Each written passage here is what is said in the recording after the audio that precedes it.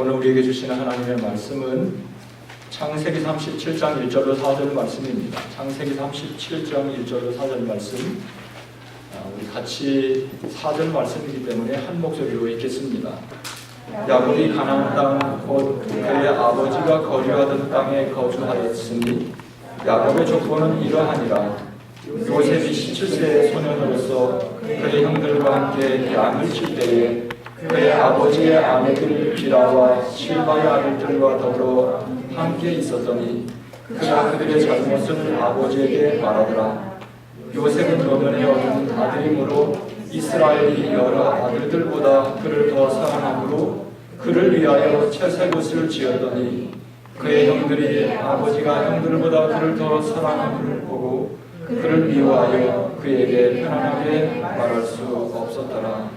아멘. 저는 이 말씀을 중심으로 나의 영원하신 기업이라 이런 제목으로 여러분과 함께 말씀을 나누려고 합니다.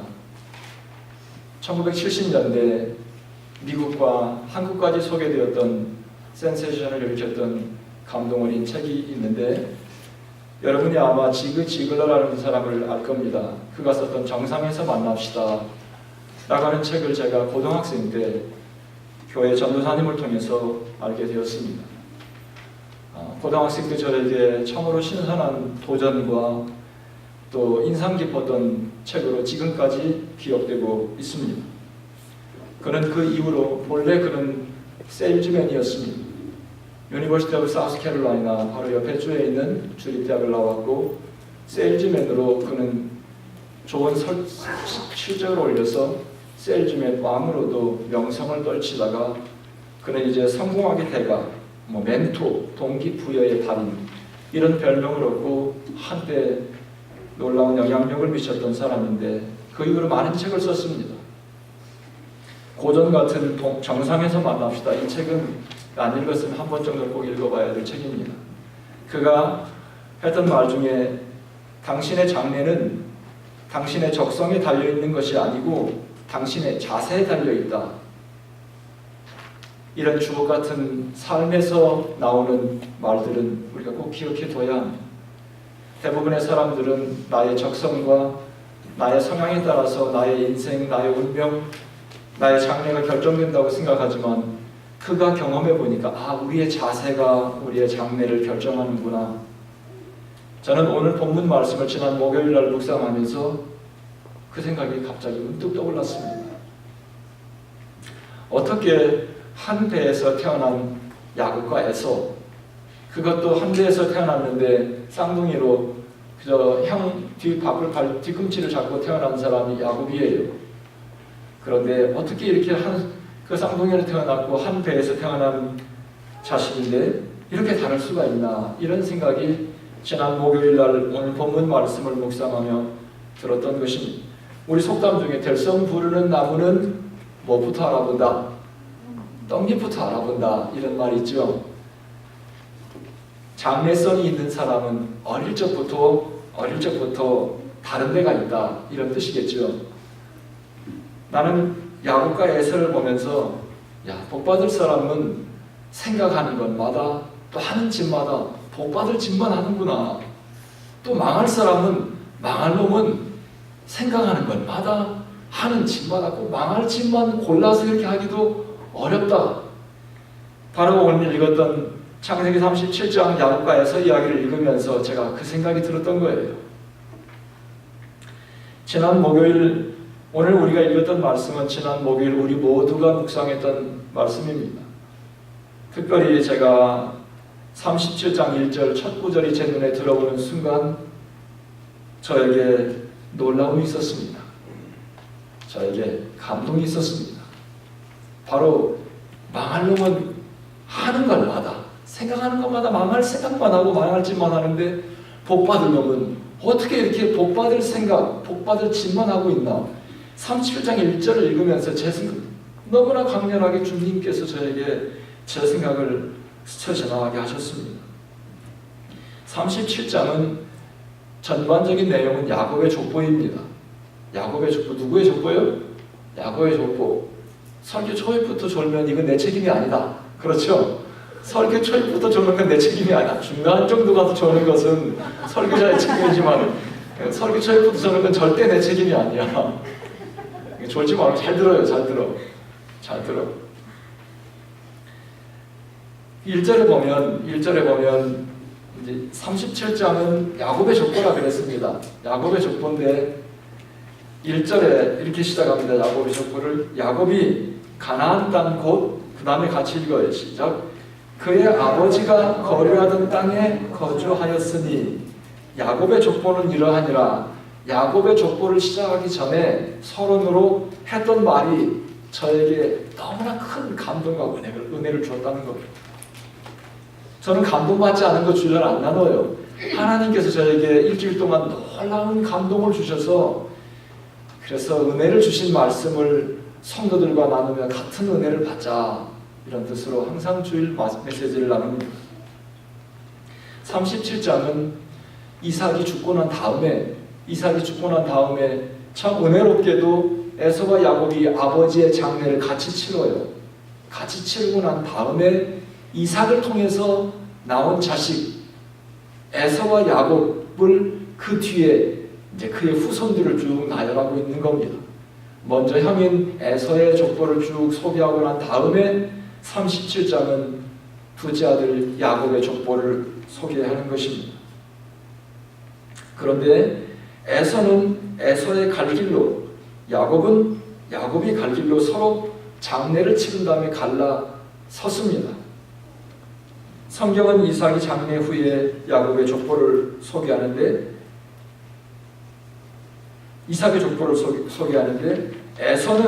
큰아들 에서는 에돔 족속의 조상이 되었다. 그 다음에 두 번째로 야곱은 오늘 1절에 소개하듯이 그의 아버지 이삭이 살던 땅에서 살았다. 거주했다. 자, 이 두 가지 심플한 것을 여러분이 먼저 기억해야 합니다. 35장 27절로 29절에 보면 야곱이 기럇 아르바의 마므레로 가서 그의 아버지 이삭에게 이르렀으니 Jacob came to his father Isaac. 그러니까 야곱이 그의 아버지에게 왔어요. 그의 아버지 이삭에게 이르렀으니 기럇 아르바는 곧 아브라함과 같이 읽어요. 아브라함과 이삭이 거류하던 헤브론이더라. 기럇 아르바는 어려운데 헤브론은 기억하기 쉬워요. 기럇 아르바로 야곱이 왔다. 그 기럇 아르바는 헤브론인데 거기에서 아브라함과 이삭이 살았던 곳이다. 그 다음에 28절에 이삭의 나이가 180살. 그 다음에 29절은 이삭이 나이가 많아 늙어 기운이 다음에 죽어 자기 열조에게로 돌아가니 그의 아들 에서와 야곱이 그를 장사했다. 그러니까 이삭이 죽기까지 야곱은 헤브론에 있지 않았다는 것을 우리는 알 수 있습니다. 그러나 이삭이 죽을 즈음에, 이삭이 눈을 감을 즈음에, 이삭이 세상을 떠날 즈음에 야곱이 아버지가 계시던 그곳으로 왔다는 것을 오늘 본문을 통해서 분명히 알고, 아버지가 돌아가시고 장례는 두 형제가 같이 은혜롭게 치렀다.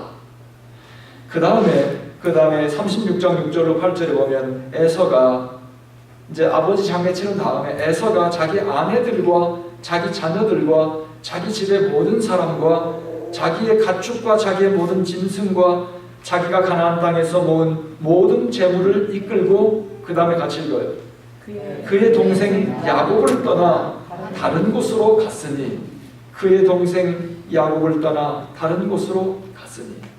한 사람은 떠나는가 하면 한 사람은 오고 있구나. 여기에 놀라운 은혜가 있는 거예요. 그 다음에 그들이 거주하는 땅이 그들의 가축으로 말미암아 7절 두 사람의 소유가 풍부하여 함께 거주할 수 없음이러라. 그들이 거주하는 땅이 그들의 가축으로 말미암아 같이 읽어요. 시작. 그들을 용납할 수 없었더라. 계속 이에 에서 곧 에돔이 세일산에 거주하니라. 그러니까 아버지가 장례를 치른 후에 그때까지 에서가 그곳에서 같이 살았는지는 성경이 말하고 있지 않습니다. 그런데 야곱이 분명히 그곳에 왔다. 이건 분명하고 아버지 장례를 치른 다음에 거기가 살기에 빚어봐서 너무나 무양이 많고 식구들도 많고 해서 에서가 떠나 다른 곳으로 갔다. 이 내용으로 보면 형이 동생에게 그곳을 양보하고 떠난 것처럼 보이지 않습니까? 저는 그렇게 생각했어요. 그리고 다시 한번 제가 성경의 주석, 성경의 전문 성경 해석가들은 어떻게 보았나 하고 보니까 성경의 전문 해석가들은 그렇게 생각지 않더라는 거예요. 마치 이 본문은 아브라함의 품을 떠나던 롯을 연상케 하는 말씀이다. 꼭 그렇지 않습니까? 아브라함이 그의 조카 롯과 함께 너무나 우리가 재산이 너무나 많아졌고 이제 이곳을 우리 같이 살기 너무 복잡하니까 네가 먼저 살 걸 떠나가라. 네가 동쪽을 선택하면 나는 서쪽을 가고 네가 우하면 내가 좌하고 이렇게 하겠다. 그래서 먼저 조카 롯이 떠나간 그곳이 소돔과 고모라예요. 그 당시에는 너무나 비옥하고 너무나 살기 좋으니까 환경이 좋으니 롯이 덥석 선택한 곳이 소돔과 고모라로 갔어요. 이와 마찬가지로 그곳이 살기가 너무 복잡하니 에서가 말하기를 내가 떠나가겠다. 그래서 동생 야곱을 떠나 그곳을 떠나서 세일산으로 가서 에돔 땅에 거주하며 에돔의 조상이 되었던 것입니다. 그 다음에 형은 떠나는 반면에 동생은 다른 곳에 살다가 아버지가 돌아가실 즈음에 돌아와서 헤브론에서 살았다. 이것도 놀랍지 않습니까? 이야, 복 받으려면 참 하는 짓마다 예쁜 짓만 해. 복 받을 짓만 하는데 망할 놈은 어떻게 해도 내내 복된 곳에 살다가 이렇게 또 떠나가는지 이유를 모르겠어요. 성경 해석가들의 말에 의하면 복이 좋은 곳으로 찾아갔던 에서. 그러나 비록 너무나 익숙한 그곳, 할아버지 아브라함도 그곳에 살았어요. 아브라함 때로부터 내가 너무나 익숙한 이곳, 보링한 이곳, 재미없는 이곳, 도전이 없는 이곳, 희망이 보이지 않는 이곳, 그러나 그곳에 찾아왔던 야곱의 그 마음, 야곱의 이 마음을 오늘 우리 모두 이 주일 예배를 드리며 마음에 품어야 됩니다.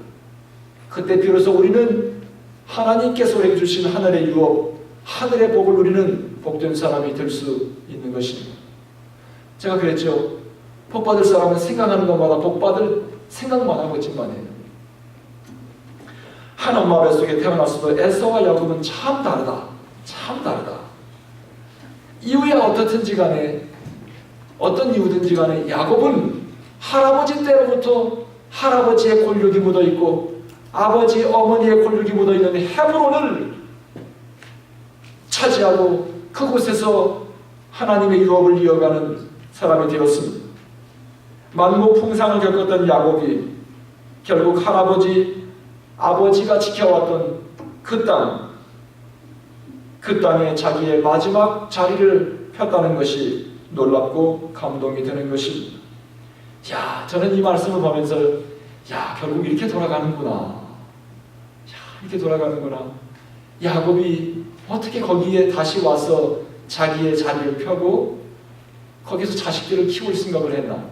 그때 당시에 자기의 11번째 아들 요셉이 17살이었다. 다른 데는 잘 모르는데 요셉을 자기 다른 자식들이 양치러 간 곳에 신부를 보낼 때 요셉의 나이가 37장에 야곱의 족보 속에서 요셉을 유난히 부각시켜서 말하고 있는데 요셉의 나이가 17살 티네이저. 자식들을 거기서 키운 거예요. 그런데 에서를 보면은 에서는 40이 되어서 장가를 들었어요. 그런데 그의 부모님의 뜻을 거역했다. 결혼할 때도 엄마 아빠 말을 안 듣는 거예요. 야곱은 엄마 아빠의 말을 들었어요. 근데 에서는 엄마 아빠의 말을 듣지 않고 뜻을 거역하고 가나안 여인 중 헷 족속, 그러니까 헷 족속의 여인을 아내로 맞이해서 결혼했는데 창세기 26장 34절 35절에 보면 에서가 40세에 헷 족속 부엘리의 딸 유딧과 헷 족속 엘론의 딸 바스맛을 아내로 맞이하였더니 그들이 같이 읽어요. 시작. 이삭과 리브가의 마음에 근심이 되었다. 또 영어로 보면 그리프, 슬픔이 되었다. 그러니까 아마 그 이삭과 리브가는 에서에게 귀가 닳도록 어떤 사람과 결혼하라고 아마 그렇게 애원했는지도 몰라요. 근데 끝내 고집 부리고 헷 족속 가나안 여인을 둘이나 맞이해서 이렇게 아내로 맞이한 그를 바라보며 부모의 마음이 슬펐다. 부모의 마음이 근심이 되었다. 어려서부터 에서는 밖으로 도는 들사람이었습니다. 화살에 능하고 호전적인 사람이었습니다. 결국 그는 아내도 호전적인 족속, 헷 족속들은 싸움에 능합니다. 솔로몬의 다윗의 장군이었던 우리야도 헷 족속이었습니다. 싸움을 잘해요. 결국 헷 족속의 여인, 호전적인 여인의 후에 아내를 맞이해서 에서는 호전적인 족속인 에돔 족속의 조상이 된다. 당시에 저는 미루어 보건대 에서는 아브라함이나 야곱, 이삭으로부터 내려오는 유업이나 이런 거 별 관심이 없었어요. 성경에 보면 그런 거에 대해서 별 관심이 없었던 것이 에서의 특징입니다. 그런 여러 가지가 부모의 근심이 되었다. 그런데 반면에 야곱의 족보를 소개하며 야곱은 첫 서두에 아버지 이삭이 살았던 그곳에서 그의 마지막 자리를 펴고 있다. 할아버지 아브라함, 아버지 이삭으로부터 지켜내려오고 있었던 이 헤브론의 자리를 펴고 있는 이삭의 그 마음, 그곳에서 어린 자식들을 키워서 티네이저가 되고 장가를 보내고 하고 있는 그 야곱의 모습을 보면서 놀라움이 저의 마음속에 있었습니다. 헤브론은 아브라함이 그의 아내 사라가 죽자 돈을 주고 헷 족속에서 산 땅이었습니다. 사라가 죽어서 거기에 묻혀있고 아브라함이 죽어서 헤브론에 묻혀있고 그리고 리브가 야곱의 에서의 어머니도 거기에 묻혀있고 이삭도 거기에 묻혀있고 할아버지, 할머니, 아버지, 어머니 모두가 묻혀있는 그 땅에 자리를 펴고 있는 야곱은 참으로 놀라움입니다. 그러나 저는 아버지 조상으로부터 내려오는 유업을 지켜나가는 것도 참 놀라운 것인데 더 우리를 놀랍게 하는 것은 성경을 보면서 더 놀라운 거예요. 성경을 전체를 보면서 야곱의 이 마음은 얼마나 복된 마음인가. 여러분, 아브라함의 가문은 아브라함부터 새로 시작되었습니다. 아브라함은 갈대아 우르에서 하나님을 전혀 모르던 사람이었습니다. 어느 날 하나님께서 이 한 사나이를 불러서 믿음의 조상으로 세우고 너로 말미암아 천하 만민이 복을 받을 것이다. 창세기 18장 18절에 보면 하나님께서 아브라함을 부르시며 그에게 약속하기를 아브라함은 강대한 나라가 되고 그 다음에 같이 거예요. 천하 만민은 그로 말미암아 너로 말미암아 복을 받게 될 것이 아니냐. 그 다음에 22장 18절에 보면 그것도 부족해서 내 씨로 말미암아 그 다음에 천하 만민이 복을 받을 것이다. 아브라함이 그렇게 약속하면서 아브라함을 불러내셨습니다. 혈연단신 하나님만 바라보고 한 걸음 한 걸음 걸어왔던 것이 그 먼 길 가나안에 도착해서 하나님께서 약속한 그 땅에 뿌리를 내렸던 것이 아브라함입니다. 그리고 그의 아버지 야곱의 아버지 이삭에게 또 약속하기를 26장 4절에 보면 같이 읽어요. 시작. 내 자손으로 말미암아 천하 만민이 복을 받을 것이다. 아브라함과 야곱의 아버지 이삭에게 이와 같이 이 온 천하 만민이 너와 내 자손을 통해 복을 받을 것이다. 나의 조상들이 묻혀있는 이곳, 하나님께서 우리 가문에게 내린 이 유업을 이어갈, 이 믿음의 유산을 이어갈 이 야곱의 마음, 이것은 더 놀라운 거예요. 마태복음 1장 1절에 보면 아브라함과 다윗의 자손 예수 그리스도의 세계라. 만약에 야곱이 하나님께로부터 내려오는, 아브라함 우리 할아버지로부터 내려오는 하늘의 유업을 생각지 않고 에서처럼 눈에 보이는 곳으로 찾아서 그냥 떠났더라면 성경의 역사는 또 달라졌을지도 모릅니다. 야곱이 헤브론을 떠나지 않고 할아버지로부터 내려왔던 그 믿음의 유업을 이어갔던 야곱의 마음은 놀랍다. 갈라디아서 3장 16절에 보면 이렇게 말합니다. 이 약속들은 아브라함과 그 자손에게 말씀하신 것인데 여럿을 가르쳐 그 자손들이라 하지 아니하시고, 그 다음에 시작, 오직 한 사람을 가리켜 내 자손이라 하셨으니 곧 그리스도라. 사랑하는 성도 여러분, 하늘의 복이 예수 그리스도를 통해 여러분과 저에게 오늘날도 동일하게 흘러가고 있다는 사실을 믿어야 합니다. 놀라운 사실이에요. 무명용사가 유명해질 수 있는 것 순간이에요. 성경에 보면 존재도 어떤 사람들이 하나님의 은총을 입으면 그의 인생이 천지개벽하는 거예요. 들판에서 양떼나 치던 사람들이 하나님의 부름을 받고 천지를 개벽시키며 온 백성을 복으로 이끌었던 것이 하나님의 지나간 세월의 역사입니다. 예수 그리스도를 통해 하늘의 복이 내게 임할 수 있다는 사실은 천지를 개벽시킬 만한 놀라운 사실입니다. 이삭에게 약속할 때 내 자손으로 말미암아 천하 만민이 복을 받을 것이다. 이때 이 자손은 여럿이 아니라 한 사람 예수다. 이렇게 갈라디아서를 통해 사도 바울은 우리에게, 사도 바울을 통해 주님께서 말씀하고 계십니다. 헤브론으로 들어갔던 야곱이 저는 신기하고도 놀랍다. 이런 생각이 이 본문을 묵상하며 저의 머릿속을 떠나지 않았습니다. 창세기 37장은 야곱의 족보이고 거기에 대다수 거의 5분의 4가 다가 요셉의 이야기입니다. 그런데 요셉의 이야기는 제 귀에 들어오지 않았습니다. 1절 말씀, 야곱이 그 땅에 들어가서 하늘의 유업을 이어가는, 어떻게 그런 마음을 가질 수 있었나? 이것이 저의 마음속에 감동이 되었던 것입니다. 우리 일생 살아가며 이 마음을 가져야 합니다. 눈에 보이는 걸 따라서 내 인생을 낭비하지 않고 세상 사람들이 볼 때 보링하게 보이고 세상 사람들이 볼 때 별거 아닌 것처럼 보일지라도 그곳으로 가서 하늘의 유업을 이어가는 것. 고린도전서 1장 18절에 보면 십자가의 도가 멸망하는 자들에게는 미련하게 보인다 그랬어요. 그러나 구원받은 우리에게는 하나님의 능력이 되는 것. 에서의 눈으로 보면 헤브론이 별거 아니야. 저 다른 곳 세겜 땅, 에돔 땅으로 가야 내 인생이 희망이 보일 것 같아. 그러나 야곱의 마음속에 이 땅을 지켜야 되겠다는, 할아버지로부터 내려오는 하늘이 내린 이 복을 내가 이어가겠다고 하는 그 마음은 품었는지 어쩌는지 모르겠지만 이 마음이 우리 안에 있어야 됩니다. 이 마음으로 내 모든 환경을 바라봐야 합니다. 이 마음으로 하나님께서 펼치시는 나의 모든 앞날의 사건들을 바라보고 해석해야 됩니다. 우리는 조금만 뭐가 안 되면은 너무 조급증이 생겨요. 조급증이 생겨서 막 사고치고 다녀요.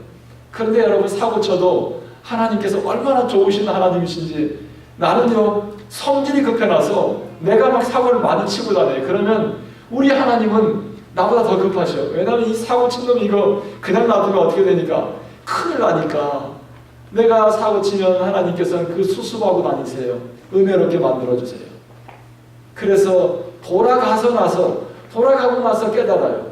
깨닫고 나서 그 다음에는 이제 안 가지. 그 길로 안 가죠. 사랑하는 성도 여러분, 야곱의 마음이 우리 마음속에 있어야 합니다. 다른 곳에 살다가, 세겜 땅에 살다가, 베델 땅에 가서 있다가 어떻게 아버지가 계시는 임종 직전에 그 땅에 가서 내가 마지막을 거기에서 보내야 되지 않나. 이 마음이 우리 안에 있어야 되는 것입니다. 야곱이 지켰던 그 하늘의 복은 오늘도 예수님을 통해 여전히 이 세상에 흘러갑니다. 오늘날 우리가 지켜야 될 유업이 바로 예수 그리스도를 통해 오늘날 이 천하 만민에게 부어주시는 복입니다. 그러므로 예수 믿고 하나님의 자녀가 되면 복된 인생이 되어야 합니다. 성경에서 예수 믿고 하나님의 자녀가 되었는데 저주받은 인생이 살라는 말씀이 없어요. 나는 지금까지 50평생을 살면서 단 한 번도 본 적이 없어요. 그렇다면 여러분 예수 믿고 하나님 앞에 나와서 예배드리며 하나님의 자녀로 살며 우리의 삶이 복된 인생이 되어야 합니다. 예수를 통해서 하늘의 복을 흘러보내는 통로로 우리를 선택하셨습니다.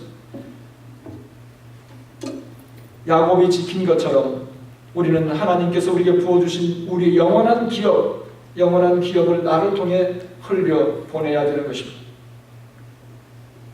하나님께서 우리를 그냥 부르시지 않고 하늘의 복을 옛날에 아브라함이 누리고 옛날에 이삭이 누리고 옛날에 야곱이 누리고 요셉이 누리고 다윗이 누리고 그리고 예수 그리스도를 통해 온 열방에 길을 열어놓으셨는데 이제는 우리가 그 통로가 되어야 복의 근원이 되어야 돼요.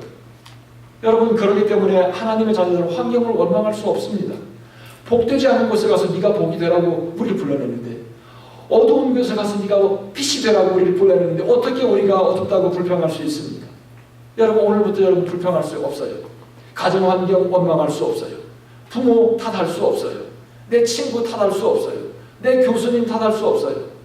여러분 하나님께서 복이 없는 곳에 가서 희망이 없는 곳에 가서 우리를 희망이 되라고 우리를 불렀기 때문입니다. 이사야서 53장 6절에 보면 우리는 다 양 같아서 그릇 행하여 어떻게 했습니까?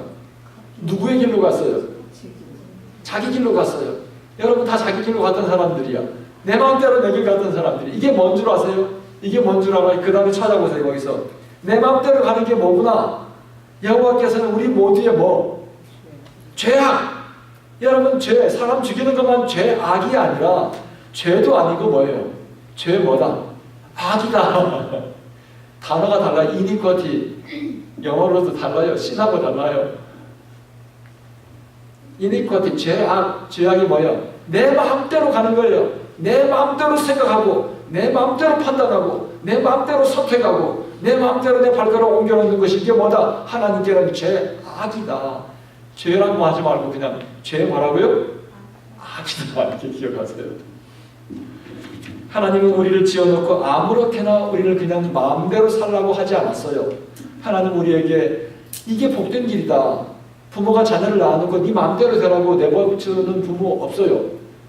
하나님께서 우리를 지으시고 우리에게 생명길로 가라고 목에 피멍이 들도록 우리에게 말씀을 선지자를 통해서 말씀하시고 주일날에 목회자를 통해서 말씀하시고 끊임없이 우리에게 복된 인생이 되라고 초대하고 계십니다. 그러나 우리는 계속 내 마음대로 가요.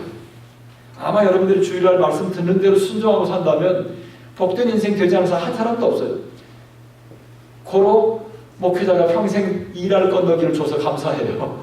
여러분 모두 천사까지 다 되면 제가 할 게 없을 거예요. 아마 다 여러분 잘하고 있는데 뭐 하겠어요. 각자 자기 길로 가버리는 것, 자기 가고 싶은 대로 가는 것, 이것이 죄악이다. 또 예수님께서 죄에 대하여 복받지 못하는 것에 대한 말씀하시기를 죄가 다른 게 아니라 뭐 나를 믿지 않는 게 죄다. 요한복음에 보면 예수님께서 다른 게 죄가 아니라 너희들이 나 믿지 않는 게 죄야. 우리는 여러분 세상에 남의 물건 훔치고 나쁜 짓 한 거 하나님 말씀에 죄 되기 전에 세상법의 죄요. 그런 사람은 유치장에 가요. 그런데 그뿐만 아니라 하나님을 모르는 그게 죄다. 하나님 앞에 나아가는 복받는 길을 모르고 내 마음대로 살아가는 예수님 모르는 것, 이게 바로 뭐다? 죄다. 하나님께서 우리를 복의 통로로 부르셨습니다. 이제는 내 마음대로 걸어가던 그 길에서 돌아서서 하나님께 돌아와야 됩니다. 하나님께서 우리에게 주님께 나오는 길이 바로 예수님이라고 예수께서 가라사 내가 곧 길이고 진리이고 생명이다. 나로 말미암지 않고는 아버지께로 올 자 하나님께로 나갈 사람이 없다. 예수님 내가 길이다. 예수님 붙들면 하나님이 보여요. 예수님 붙들면 복된 인생 될 수 있어요. 여러분 지그지글라가 지금은 우리가 같은 클래스에서 같이 공부하니까 너나 나나 똑같은 것 같지. 지금은 같은 예배실에서 우리가 예배 드리니까 너나 나나 똑같은 것 같지. 10년이 지나면 20년이 지나면 30년이 지나면 너와 나와는 같이 있을 수 없는 사람이 될 수 있다는 게 정상에서 만납시다. See you at the top. 사랑하는 성도 여러분, 하나님은 그 누구도 어떤 모습으로 우리가 이 땅에 왔든 저주받은 인생으로 창조한 사람이 한 사람도 없습니다. 오늘 이 시간도 주님께서는 우리를 복된 인생으로 초대하고 있습니다. 네가 복된 인생 될 뿐만 아니라 너로 말미암아 네 가문이 복을 받는 가문이 되고 너를 만나는 모든 사람들이 복받는 사람이 되어야 된다. 하나님께서는 우리를 축복으로 부르고 있습니다. 그래서 be the blessing, 복이 되라. 바로 그 복이 되라. 아브라함에게 주셨던 그 복이 되라. 여러분 가족들이 여러분 덕을 봐야 돼요. 제가 지난번에도 이 말씀을 전했죠. 내가 공부해야 되는 이유 뭐예요? 복이 돼. 내가 예수 믿는 이유 복이 되기 위해서. 내가 하나님 앞에 예배 드리는 이유 뭐 하기 위해서? 내가 복이 돼야 돼요. 하늘의 복을 나를 통해서 흘려보내야 돼요. 나 만나는 사람은 다 살판나는 거야. 여러분 나 만났으니까 살판나는 거야. 왜? 이 말씀 때문에 살판나는 거예요. 나는 복된 인생 되지 않으면 계속 기도해.